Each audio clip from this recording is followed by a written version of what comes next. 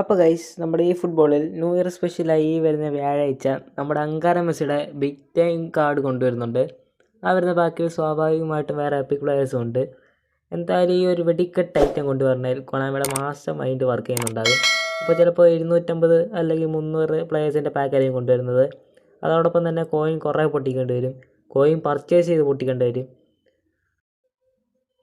അതുകൊണ്ട് തന്നെ ഇത് കൊണാമിയുടെ ഒരു തന്ത്രമായിട്ട് കൂട്ടിയാൽ മതി. അതോടൊപ്പം മെസ്സിയെ കിട്ടാൻ വളരെ പാടായിരിക്കും, അല്ലെ മുടിഞ്ഞ ലക്ക് വേണം. അതോടൊപ്പം തന്നെ ന്യൂ ഇയർ സ്പെഷ്യൽ ഗിഫ്റ്റായി നമുക്ക് 3 ഷോർട്ട് ടൈം ഉള്ള ഒരു സെലക്ഷൻ കോൺട്രാക്ട് ടൈപ്പ് പാക്കും വരുന്നുണ്ട്.